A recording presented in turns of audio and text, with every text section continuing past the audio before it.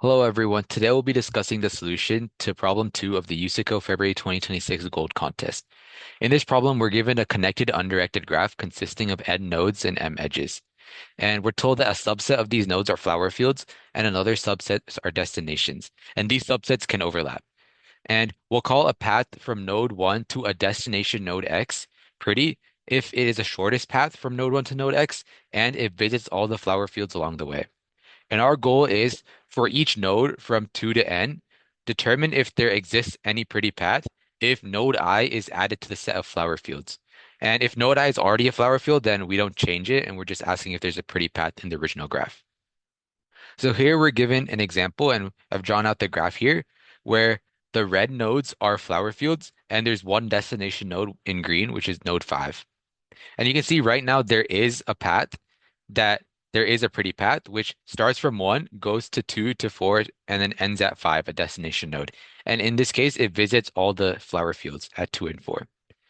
And we can see that since 2 and 4 are already flower fields, if we like add that to the set of flower fields, it won't change our answer. There will still be a pretty path, the same path. So the answer is yes for I equals 2 and I equals 4. And if node 5 becomes a flower field, then the same path is still pretty. Like node 5 is already on the path, so the answer is still yes.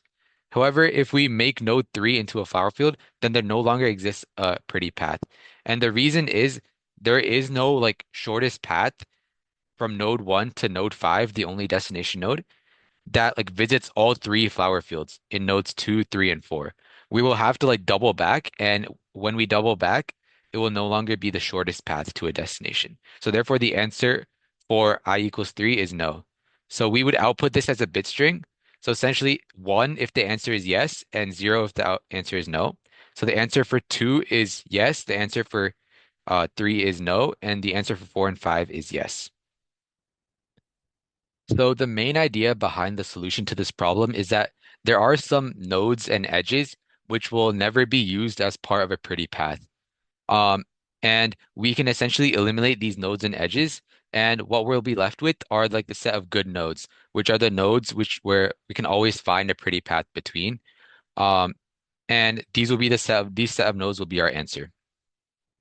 And so the first observation we can make, since we only really care about pretty paths, we only care about like the shortest path to any node, like any intermediate node on the pretty path. So if we define like d of x as the distance from node 1 to node x, we'll never move like backwards in our distance. So we'll never go from node x to node y if the distance of node y is less than or equal to the distance of x. And the reason is because in that case there would be a shorter path from node 1 to node y. And this allows us to remove like all of these like directed edges from X to Y, which don't satisfy this condition. And since we convert it to directed edges now, we have a directed graph now. And this is actually an acyclic graph as well. And the reason is like we can't, if we have a cycle, then it will break this condition. So we'll have a directed acyclic graph, otherwise known as a DAG. And then the next observation we can make is if there is a flower field at a certain distance d, then there cannot be any other flower field at that same distance because we can't, like, if we visit one of the flower fields, we can't double back and visit the other one. So if there are two flower fields at the same distance, then it's never possible. Like, we would just print like all zero because there is no pretty path in the original graph. Um, and we will also never visit any other barn at a distance d. The reason is like similar, like we can't double back and visit two barns at the same distance. So if there is a flower field at distance d, then we must visit that one. We cannot visit any other barn at that distance. And so all of the nodes which don't satisfy this condition, we can remove these nodes since we know we'll never visit them. And we'll remove like all incoming and outgoing edges as well. And we'll label this with 1 to represent like we'll have multiple cases for when we remove nodes.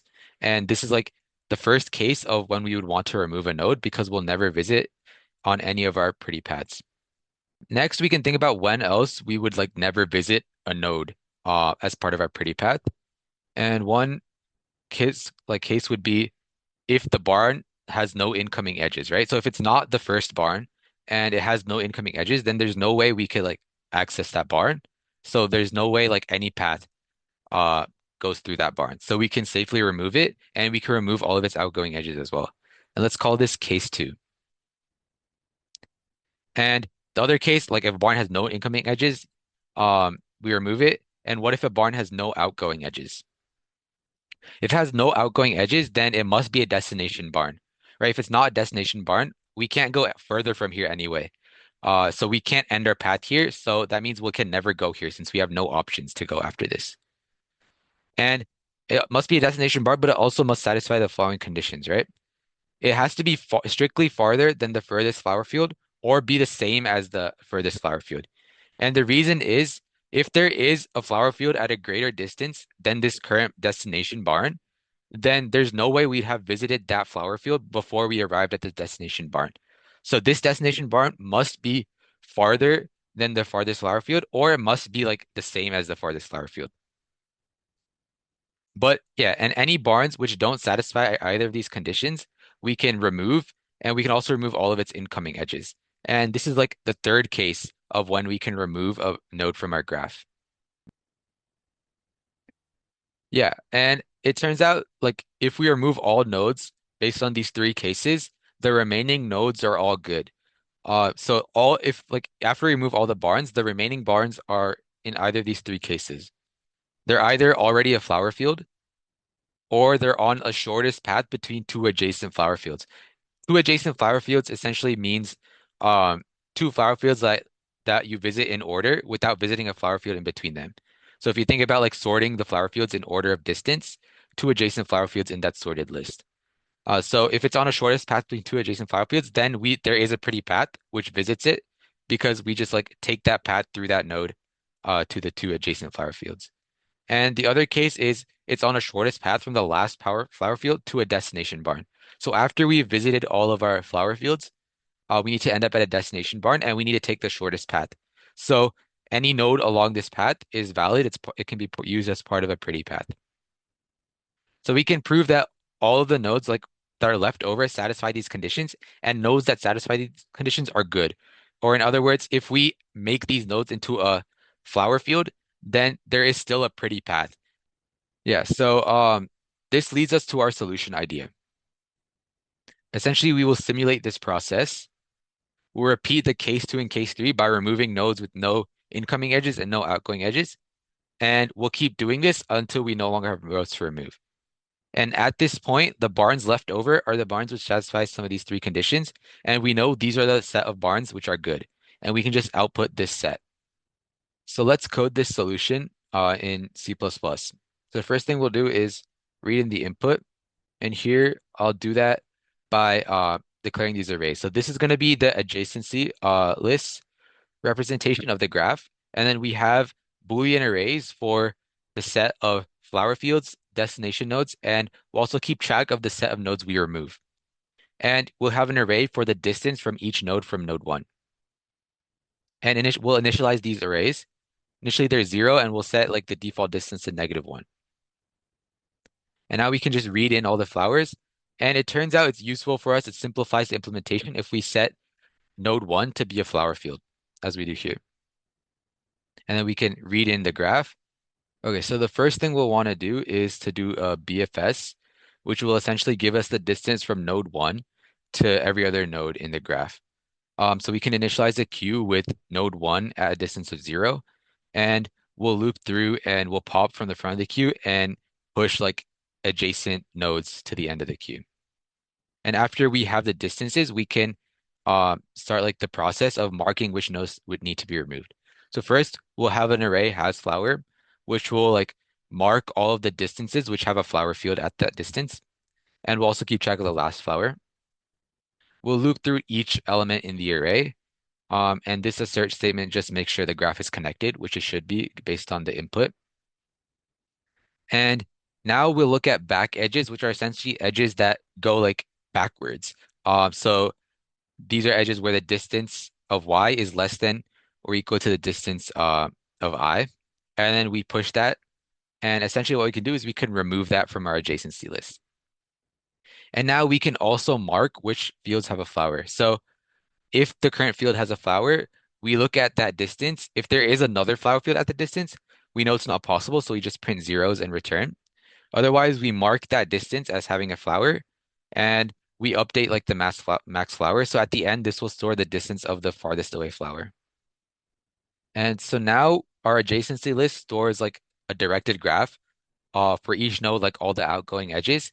And we also want to keep track of edges that are coming into a node. So what we can do is like essentially we'll reverse all the edges and keep it in a new adjacency list. And now we can loop through all the nodes and determine or not whether or not we want to remove them. So again, there are the three cases where first case is it's not a flower field, but it's at the same distance of a flower field, which case we'd want to remove it. The second case, it has no incoming edges and it's not the first node, so there's no way we could visit it. And the third case is again, it has no out edges and it is uh, like either it's not a destination node or it's like uh less than the distance to the last flower field. So there's like these three conditions as we described earlier. But these correspond to the three cases where we'd want to remove a node. And essentially we put this in a queue and we keep removing nodes until all the nodes left are good. So we'll take it from the queue, we'll mark it as removed, and we'll remove all of its incoming and outgoing edges. And as we do so, if the like any adjacent node now becomes like one of those bad nodes based on like the condition of having no in edges or no out edges and not being a valid destination node, then we will add it to our queue. So this is like the same check as we do above, just for every adjacent elements after we remove um, an edge from the node X. But yeah, after doing this process until we run out of the elements, the remaining elements are all good. And so we can just print those elements out, and that will give us our answer. Okay, yeah, so now we can test our solution. So here I have the sample input from USACO, and you can see that when I run it, it gives us the right answer. And this code will get full credit for this problem. Thank you guys for watching, and I hope you guys learned something from this video.